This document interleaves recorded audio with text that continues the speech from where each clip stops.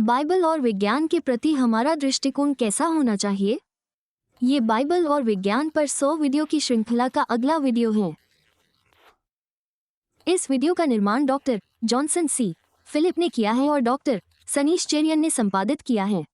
हजारों सालों से लोग बाइबल पर सवाल उठाते रहे हैं, लेकिन आज ये हमले बहुत तेज हो गए हैं। खबरों में हैं।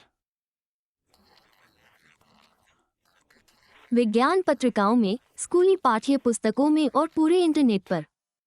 यह एक निरंतर शोर की तरह है जिसे नज़रअंदाज करना बहुत मुश्किल है। अगर आप दुनिया का संदेश सुने तो आपको लगभग हमेशा कुछ ऐसा सुनाई देगा जो बाइबल को पुराना, झूठा या मूर्खतापूर्ण लगता है। यह एक ऐसी समस्या है जिससे कोई नहीं बच सकता। शायद पुरानी पीढ़ी इसे ज्यादा आसानी से टाल सकती थी, लेकिन आज के युवा एक डिजिटल दुनिया में रहते हैं। यह अल्पविकसित मीडिया उस हवा की तरह है जिसमें वे सांस लेते हैं। ये हमेशा मौजूद रहता है और उन्हें पता भी नहीं चलता। यह मीडिया उनके मन में संदेह के छोटे छोटे बीज बो देता है। संदेश चतुर है। विज्ञान ने बाइबल को गलत साबित कर दिया है। ये बीज मजबूती से बोए गए हैं। एक बार जब संदेह किसी युवा हृदय में घर कर जाता है तो वह जाता नहीं, बल्कि उनके विश्वास को कुरेदता रहता है। उनके विश्वासों को तब तक कुतरता रहता है जब तक उन्हें कोई अच्छा उत्तर नहीं मिल जाता या उनका विश्वास पूरी तरह से डगमगा नहीं जाता। इसलिए हमें बाइबल और विज्ञान से जुड़े सवालों को नज़रअंदाज नहीं करना चाहिए। हमारे बच्चों का विश्वास इसी पर निर्भर करता है। तो हमें क्या करना चाहिए? हमें आत्मविश्वास का एक मजबूत दृष्टिकोण विकसित करना चाहिए। हम आत्मविश्वासी क्यों हो सकते हैं? क्योंकि हम कई अद्भुत बातें जानते हैं। पहला, हम जानते हैं कि ब्रह्मांड, सारी सृष्टि, ईश्वर की अद्भुत कृति है। आकाश में तारे, हमारे अंदर का डीएनए, भौतिकी के नियम, ये सब एक शानदार सृष्टिकर्ता द्वारा रचित हैं। दूसरा, हम जानते हैं कि बाइबल ईश्वर का अपना वचन है। ये हमारे लिए उनका प्रेम पत्र और उनकी निर्देश पुस्तिका है। यह उनका मौखिक रूप से प्रेरित प्रकाशन है। इस अद्भुत सत्य के बारे में सोचे, ईश्वर ही धर्म ग्रंथ, बाइबल और प्रकृति, सृजित संसार। चूंकि दोनों का उद्गम एक ही पूर्ण ईश्वर से है, इसलिए वे अंततः एक दूसरे का खंडन नहीं कर सकते।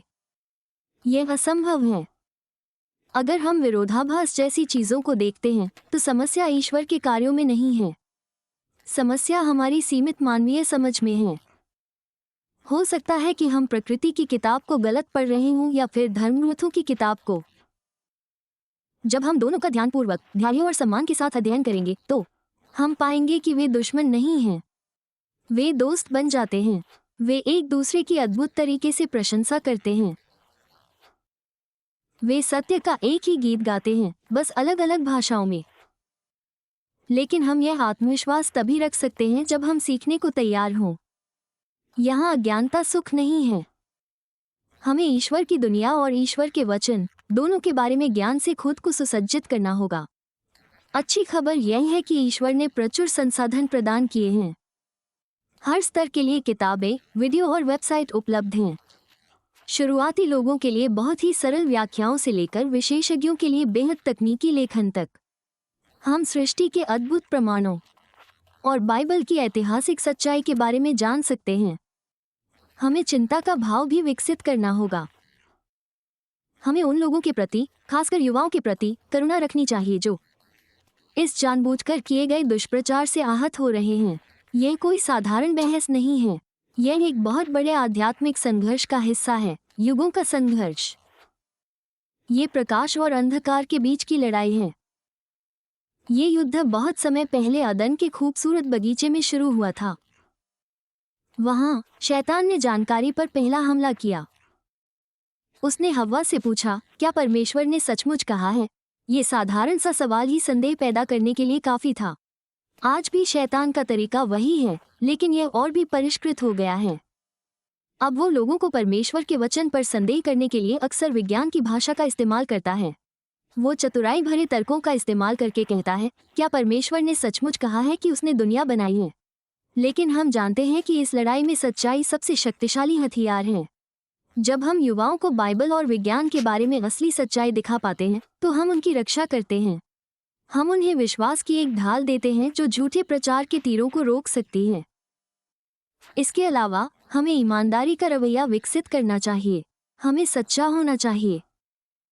कोई भी, चाहे वो कितना भी शिक्षित क्यों न हो, सभी उत्तरों के पास नहीं होता। किसी भी ईसाई विद्वान के पास विज्ञान के नाम पर आलोचकों द्वारा उठाए गए हर एक प्रश्न का उत्तर नहीं होता। और यह ठीक है। इससे हमें परेशान या शर्मिंदा नहीं होना चाहिए। एक कठिन गणित की पाठ्य पुस्तक के बारे में सोचिए। कोई भी छात्र पहली कोशिश में हर एक समस्या को हल नहीं कर सकता। जब उन्हें कोई ऐसी समस्या मिलती है जिसका वे समाधान नहीं कर सकते, तो वे गणित को हमेशा के लिए छोड़ नहीं देते। नहीं, वे यह मान लेते हैं या घोषित कर देते हैं कि ये समस्याएं हल नहीं हो सकती, बल्कि वे अपने शिक्षक से मदद मांगते हैं, किताब के पीछे उत्तर ढूंढते हैं, किसी दोस्त के साथ अध्ययन करते हैं। हमें बाइबल के प्रति भी ऐसा ही आत्मविश्वास और ईमानदारी से पेश आना चाहिए। अगर हमें कोई ऐसा प्रश्न मिलता है जिसका उत्तर हम नहीं दे सकते, तो हम कह सकते हैं कि यह एक अच्छा प्रश्न है। मुझे इसका उत्तर नहीं पता, लेकिन मुझे पता है कि परमेश्वर के पास एक उत्तर है। आइए हम मिलकर इसे खोजने का प्रयास करें। फिर हम विशेषज्ञों, पुस्तकों और उन संसाधनों की ओर जा सकते हैं जो परमेश्वर ने समस्या को हल करने में हमारी मदद के लिए प्रदान किए हैं। अंत में, और सबसे महत्वपूर्ण बात, हमें इस पूरे विषय को बड़ी विनम्रता से समझना चाहिए। पत्रस 3:3 में पवित्र आत्मा विश्वासियों को आज्ञा देता है कि जो कोई भी हमारे विश्वास के बारे में पूछे, उसे उत्तर देने के लिए, लेकिन वो हमें नम्रता और सम्मान के साथ ऐसा करने के लिए कहता है। हम किसी बहस को जीतने के लिए नहीं लड़ रहे हैं, हम दिल जीतने के मिशन पर हैं।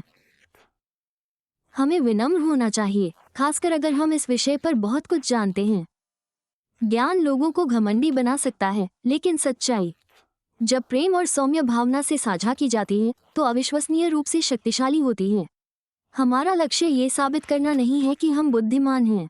हमारा लक्ष्य लोगों को उस अद्भुत ईश्वर की ओर इंगित करना है जिसने विज्ञान की रचना की और हमें बाइबल दी। हम उसके सत्य के चमत्कार और उसके प्रेम के आश्वासन को साझा करना चाहते हैं।